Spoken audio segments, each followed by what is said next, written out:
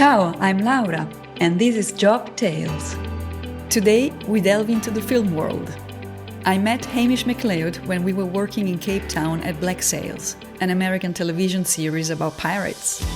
I will let Hamish talk about his job, starting with his experience as an armourer and sword master at Black Sails. Hamish, the floor is yours. Wow, Black Sails. That was a long time ago now. I'll try and remember. I went down to South Africa to be, more specifically, the sword master on Black Sails. Mm-hmm. I'd been down to Cape Town and to the studios down there, working for Film Africa on a production just before Black Sails started. It was part of, it was one of Ridley Scott's projects. It was called Labyrinth. And I'd got sort of picked out as an armourer and flown down to the studios, lock, stock and barrel, with basically anything and everything that I needed to provide all of the swords and armour, shields, other types of weaponry for a big medieval film that they were making.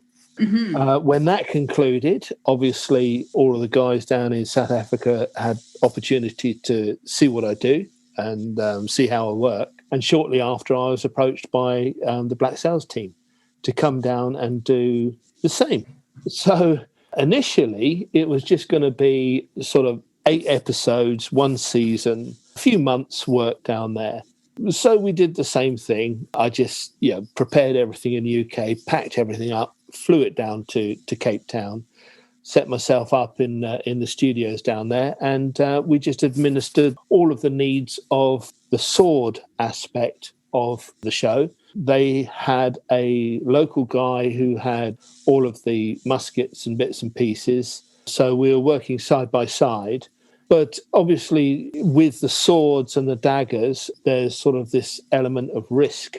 Because in season 1, they decided from the outset that it was not going to be a pirate film in the traditional way that, everyone's got a parrot on their shoulder or an eye patch and a 3-cornered hat.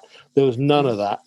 This was dark, dangerous, and they wanted this to be reflected in the sword fights. And so being dangerous, do you need to actually train the actors and also teach them about safety rules and so forth?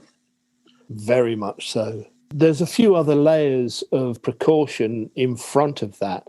Even before the actors were introduced to me, we had to go through a whole process of how can we design and build swords where the actors can really, truthfully and honestly fight against each other. Unlike all of your Hollywood sword fights where they're using rubber or plastic or you can see they're obviously missing each other. The producers at Black Sails just said, no, none of that. We want it full on, full contact, almost as if we're watching sports. We're watching gladiators fighting. This was the brief that I was given. I've had a little bit of experience of this. Well, not a little bit. I've had a lot of experience of this because it's sort of the discipline that we have to adhere to when we do live action performances on the stage. Obviously, when you have big performances on stage, big Shakespearean jobs, the audience are watching, they are there, they are sat in front of the performers. They can see if you're making contact, yes or no. Mm-hmm. So we'd already developed this whole process of how do we manufacture a sword that looks the part, sounds right, but is not going to be dangerous for the actors to use. However, on the flip side of that, they have to have liberty to really have full contact and fight against each other. So that was the initial brief when I went down. I also guess you need to also own or have access to a lot of firearms and weapons. And I also know that you have a great deal of vehicles from the World War II, for instance. How do you get there? To answer part of that question, you might well wake up in the morning and decide you want to be an armourer. That doesn't necessarily mean it's going to happen. Yes. There are, as far as I know, there are very few, if any, opportunities to go away and just study to become an armourer, whereby at the end of that course, somehow you become an armourer. You hit the nail on the head when you said that we've got, collections of this, that, and the other. An essential part of being a working armourer and a practical armourer is you have to have the resources. You've got to have the assets for people to use. Unlike being a DOP or a sound recordist or anything like that, other sort of HODs within our industry, we can't go out and just hire it. There aren't machine gun shops on the corner of the high street that you can go and just rent what you need for the day. Right. And likewise, yes, you can buy swords on the internet, but they're not suitable for use in our industry. So, yeah, it is something that I always explain to everybody, that the actual job of being an armourer, it is vocational. It takes an awful long time to get to the position where you're of use to the industry. There's two types of armourers that you will meet on a daily basis if you hang around studios and film sets. The first are people who are just utilising what is available at the time. And then you come across every now and again the old school armourer who are not using other people's equipment. They have researched, manufactured and designed all of their own stock. And it has been specifically manufactured to meet the needs of the production. I started as a performer.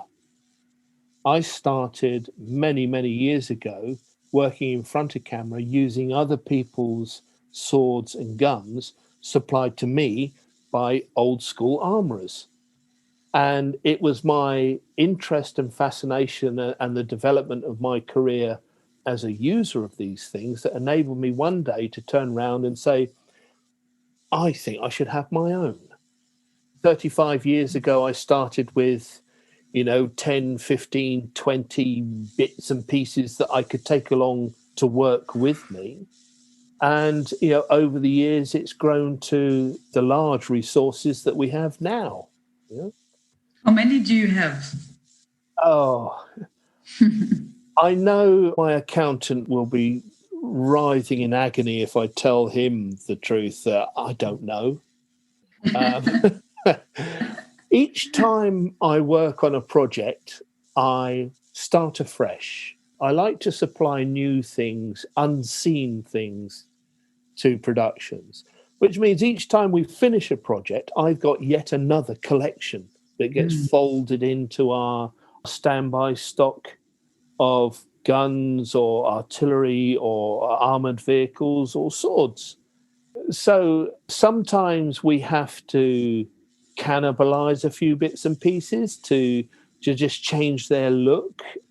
We can't just keep everything all the time forever and ever. So there's a little bit of churning of stock that we have. But just loosely, I suppose we've got about 10,000 swords. Wow. We've probably got, 2,500 different types of firearms. We've got a very large barn just full of vehicles. But also, we have the supporting stuff that goes with it. We do have about 15,000 uniforms in stock. So, over time, it slowly adds up. A lot of that is just due to the fact that we don't sell anything. I've never felt the need to sell things off. I've always had the desire just to expand our premises and just find somewhere to put all this stuff. It might just be sort of, sentimental value, or it might be that subconsciously I'm aware that someone in the future will want this again. So I'll keep hold of it. Did you ever feel the need to advertise yourself, or did you go on from one production to another, be it stage or be it film? I personally, with my company, I've never advertised. I've never had an advertisement. I know that we're listed in several sort of reference books, and we're on several lists, industry lists, as what we do. But that's been done by other people, not us. When I first started, I was working for 3 or 4 renowned sort of fight coordinators, stunt coordinators, a few producers and directors who were getting a lot of the type of work that I was doing. And they obviously thought that I was of use because they kept phoning me and asking me to come and do another job. The day I decided to form my own company, it was because we'd had an explosion and a change in the UK. We now had satellite television, which later became, cable television. So instead of having 2, 3 or 4 channels for people to watch, suddenly there were 30 or 40, and they were all wanting new content. So work for me, working on drama documentaries and historical films and stuff like that, it just went from strength to strength. But I had nothing to do with that. I happened to just be in the right place at the right time. So what I was doing, rather than advertising and looking for work, I was literally running as fast as I could with my small team of people who had collected around me to help manage this monster. We were literally traveling from one film set to another, to another, to another. We ended up buying 2 or 3 large lorries, and we were packing everything we could possibly need, because I'm not lying, this is absolutely true. We'd be driving home from one film and the phone would ring, and we'd have to divert from going home to go off to another county somewhere in England to suddenly refight the Battle of Hastings or something. It was crazy. It was absolutely crazy. Wonderful, absolutely wonderful. But we were part of a network. There were 4 or 5 major production companies, and there was like 10 or 11 well-established directors who basically, because they were being successful, they wanted to continue their success formula. And we were part of that. We were the individuals getting on horses, getting muddy, getting bloody, and it was great. It was a great life. Can't complain at all.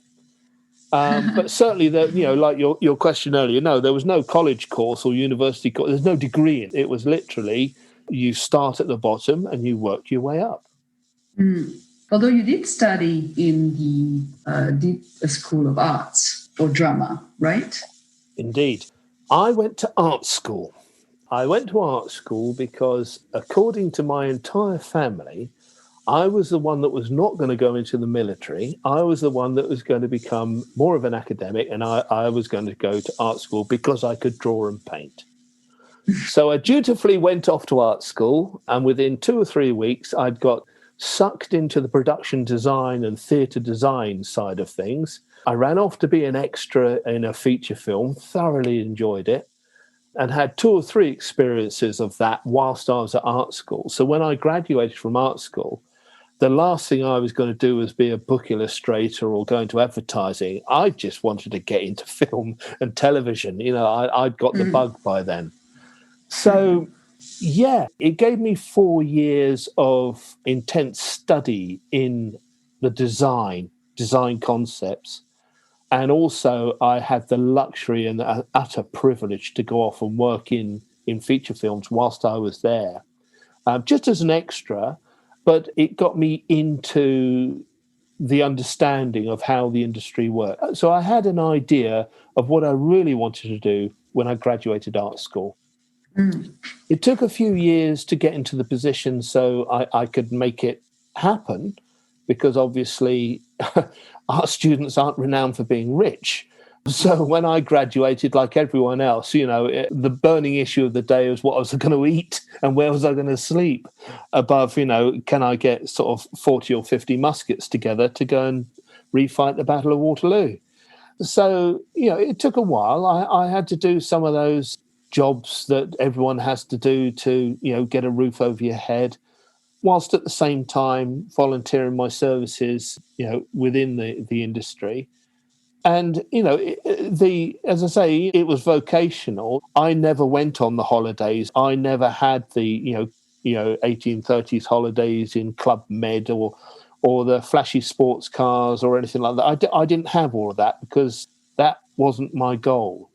I was busy learning how to tailor uniforms and working alongside, volunteering my time with guys to learn how to make swords, how to make firearms, how to service them, etc., etc. So I made my decision early on in life and just stuck to it. Funnily enough, I mean, how things come full circle. Now I'm actually lecturing at university. In production design, yes. Oh, amazing. That's my latest job. So it's funny how things, full circle. Here Comes around, yes. Now I lecture in it at university. So in order to handle firearms, you of course also need to have some kind of license and you need to be a registered dealer. Is that correct? Absolutely. It's what makes the difference between a true armourer and someone who is a props armourer. Recently, many films have satisfied their needs for guns and swords by going to the props department and getting them just to make rubber, plastic or wooden replicas of what they need, and then basically just film it in a way so it looks like it's the real stuff. CGI has enabled them to put gun flashes on and etc., etc. But a true armourer, you can only be that if the authorities actually state that you are. When I first started to work with firearms, I had to start the very long process of first getting myself registered and licensed to use firearms, then getting my company allowed to use and hold firearms for theatrical purposes. And then after about 10 years of proving that we were doing the job and we had a track record and evidence that we were doing this safely, correctly, we then applied for the highest qualification to be a true armourer in the film industry, whereby the government, the Home Secretary, the Home Office themselves grant you license to have weapons that are actually prohibited. You have to go through the hands of the police, and then you go into the hands of the government, the Home Office, and then you come out the other side and you have your qualification. I was very, very lucky that because I had so much work with like the BBC and with Channel 4 and Granada Television, Channel 5, French companies, all kinds of things. Because I had so much work, I think there was enough evidence that there was the need for us to get up this qualification scale so that our firearms requirements would be met just as much as our swords and axes and all of that could be met. The other thing that had to be taken into consideration is that you might well get a license, but can you get the insurance? That was harder. So that's another step. That's another step because it's a chicken and egg situation. An insurance company is not going to insure you to handle lethal firearms in the hands of A-list actors unless you've got the qualification for it and the licensing for it. But they won't give you the licensing for it unless you can prove you got the insurance to cover the acts that you're going to do. Oh, wow. So how do you manage? I mean, basically, you have to cross your fingers and hope that these two things can happen at the same time. And for me, fortunately, I had a great police liaison officer who totally understood our situation. And my local police force actually helped and coordinated the whole transition up from just being a registered firearms dealer for film and theatre up to being a Section 5 government, prohibited weapon exempt dealer. So, it's by keeping open and working with the authorities, it worked in our favour. They helped. They understood that there was a need. And indeed, within our industry, there is a need for all of these weapons, whereas in normal society, of course, there isn't. Absolutely not. Yeah, of course. So we're this weird breed of people who are being allowed to own and possess what the rest of society is trying to banish. It's an odd place to be. It really is. When I first became fully licensed, I had a few sleepless nights because I was wondering, well, do I actually want to be here? I was, after all, an ex-art student. I marched to free Nelson Mandela, and I was in the poll tax riots and all that stuff. And then suddenly, I've got machine guns in the cupboard, and it's like, there were moments of conflict of should I be doing this? Do I want to do this? After a while, I didn't have much option. I was swept along with the whole thing. Mm. And here I am now. Looking back, of course, I am so grateful that we've been allowed and granted this special permission, and I will just hold on to it with white knuckles to cherish it and keep it going. Not just for me, but it's for like my son who's following up in the industry behind me. Mm-hmm. It's so that he has a future maintaining this service, maintaining this job. So for somebody who is young and ambitious and very passionate about becoming an armorer, what would you recommend? What would be your advice to this young man or young woman? You have to find someone who will take you under your wing. You will not and you cannot do it on your own. You just can't. It's like a martial art. You can't just make it up. Someone has to show you step by step what you have to do. And you have to understand that it's not a luxury lifestyle. It's long, long days. There's an awful lot to learn. You have to have an interest in engineering. You have to have an interest in physics. You have to have an interest in public relations because, of course, let's just go back and talk about black sails. I was shipped down there with a brief from the props master and from the production designer. And then one day the door opened on my room and all the cast members walked in, all of them. Not one of them had met me before. I didn't know who they were. And I had a table just full of swords. And it was the first time that they were being introduced to what was going to become a major part of their character and their characterization. And basically, the first AD and the director just left the room, left me to it. Now, if you aren't prepared for that, that could just be like a tsunami that would just wash over you and end your career, because you're dealing with, in that situation, I was dealing with probably 12 superb actors who all knew their craft, who were as excited as school children to be like first introduced to all of these, cool weapons. And I have to deal with that. I have to deal with it. And what I can't do is just sort of, close into my shell and say, I'm a techie, no, don't talk to me. No. You have to have the ability to communicate. You have to have the ability to be able to become friends with these people, because at the end of the day, they're trusting you to put, good things in their hands and make them look good on film. They've got a lot riding on this, and you have to understand that as an armourer. You have to understand that. And as a sword master, it's far, far more personal, because you really are the extension of their performance.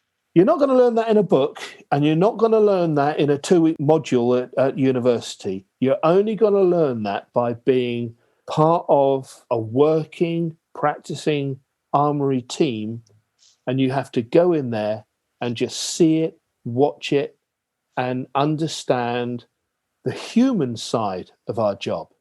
It's not just about, knife blades and bullets. You have to be a people person. You have to be able to communicate. You have to be able to help some people improve their performance, but also sometimes you have to diffuse some people to keep them safe, you know?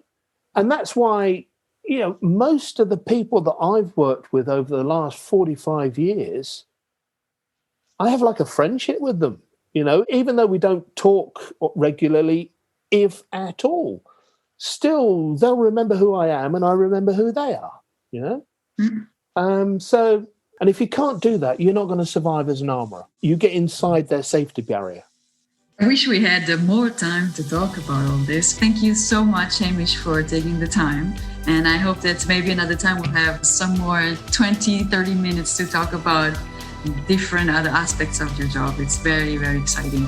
That would be lovely. It's been a pleasure talking with you.